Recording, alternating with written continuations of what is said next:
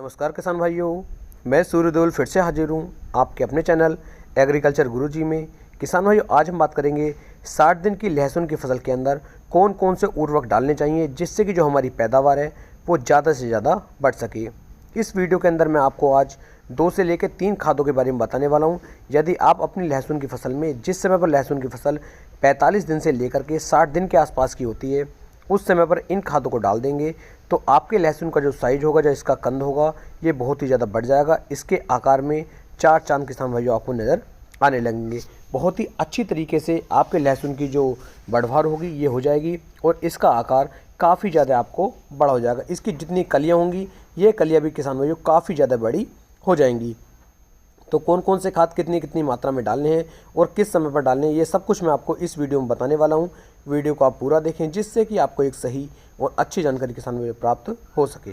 लहसुन की फसल के अंदर किसान भाइयों जितना ज़्यादा आकार इसका बड़ा होगा, जितनी बड़ी कलियाँ बड़ी होंगी, उतनी जल्दी ही ये जो मार्केट में जाने के बाद बिक जाता है। और यदि हमारे लहसुन का साइज़ छोटा रह जाता है, इसका कंद छोटा रह जाता है, तो यह मार्केट में बिकने में दिक्कत करता है, देरी करता है। और दूसरी बात किसान भाई होती है कि हमारे जो लहसुन होते हैं ये कभी कभी गलने भी शुरू हो जाते हैं। तो गलन भी इसके अंदर नहीं होनी चाहिए, फंगस भी इसके अंदर नहीं लगनी चाहिए और इसके आकार भी यदि लगातार बड़ा होता रहेगा तो हमें काफ़ी ज़्यादा बेनिफिट किसान भाई देखने को मिल सकता है। तो कौन कौन से खाद कितनी कितनी मात्रा में डालने हैं ये मैं आपको बता देता हूँ। किसान भाइयों, जब आपकी फसल जो है लगभग 45 से लेके 60 दिन के मध्य होती है तो इस समय पर आपकी फसल के अंदर हल्की सी नमी होनी आवश्यक है। यदि हल्की नमी आपके खेत के अंदर है तो जिन खादों की जितनी मात्रा मैं आपको बता रहा हूँ इतनी ही मात्रा आपको लेनी है।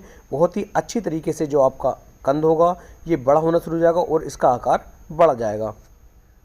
इसके लिए किसान भाइयों सबसे पहले आपको लेनी है अमोनियम सल्फेट। अमोनियम सल्फेट के अंदर किसान भाइयों आपको नाइट्रोजन भी मिल जाएगी, यानी कि यूरिया भी मिल जाएगा और इसके अंदर आपको सल्फ़र की मात्रा भी मिल जाएगी। अमोनियम सल्फेट की मात्रा जो आपको लेनी है वो 25 किलोग्राम प्रति एकड़ के हिसाब से आपको लेनी है। आपकी यदि लहसुन की फसल है तब भी किसान भाइयों आपको 20 से लेकर 25 किलोग्राम प्रति एकड़ के हिसाब से अमोनियम सल्फेट को लेना है। और यदि आपकी प्याज की फसल है तब भी किसान भाइयों आपको अमोनियम सल्फेट को 20 से लेकर 25 किलोग्राम प्रति एकड़ के हिसाब से लेना है। इसका उपयोग जैसे ही आप करते हैं तो ये यूरिया जो हम डालते हैं खेत के अंदर उसका रिजल्ट लगभग 4 से 5 दिन के अंदर आता है, लेकिन अमोनियम सल्फेट का रिजल्ट आपको लहसुन और प्याज की फसल के अंदर तुरंत ही देखने को मिल जाएगा। बहुत तेज़ी के साथ ये कार्य करना शुरू करता है। साथ ही साथ किसान भाइयों इसके अंदर सल्फ़र होने की वजह से आपकी फसल के अंदर सल्फ़र की मात्रा को भी ये पूरी कर देगा, नाइट्रोजन की मात्रा को भी पूरी कर देगा और आपकी फसल की जो ग्रोथ होगी वो किसान भाइयों लगातार बढ़नी शुरू हो जाएगी और कंद के आकार को ये बढ़ाने में बहुत ज़्यादा मदद करेगा। फसल आपकी बिल्कुल भी पीली नहीं पड़ेगी। लेकिन जिस समय पर आपको अमोनियम सल्फेट डालना है उस समय पर आपको ध्यान देना है कि अमोनियम सल्फेट को आपको हमेशा लगभग दोपहर के 10-11 बजे के बाद ही डालना है और किसान भाई 3 बजे तक आपको इसे डालना होता है। यानी कि यदि आप इसे सुबह के नंबर में डालेंगे या शाम के नंबर में डालेंगे तो इसके कम रिजल्ट आपको देखने को मिलेंगे, क्योंकि ये जो है किसान भाइयों हमारे पत्तों पर चिपक जाता है या हमारी फसल के जो ऊपर का छिद्र होता है उसके अंदर यदि ये डल जाएगा तो किसान भाइयों हमारी फसल के ऊपर फंगस का अटैक हो सकता है। तो जब भी आप इसे डालेंगे काफ़ी तेज़ी के साथ छिटक विधि के द्वारा इसे डालेंगे और दूसरा दोपहर के समय में आप इसे डालें जिस समय पर हल्की हवा चल रही होती है, तब आपको ज़्यादा अच्छे परिणाम हमारे अमोनियम सल्फेट से देखने को मिलेंगे। इसके साथ साथ किसान भाइयों आपको इसके अंदर उपयोग में लानी है लगभग 20 किलोग्राम पोटास। पोटास जो आपको लेनी है वो MOP पोटास लेनी है, म्यूरेट ऑफ पोटास लेनी है।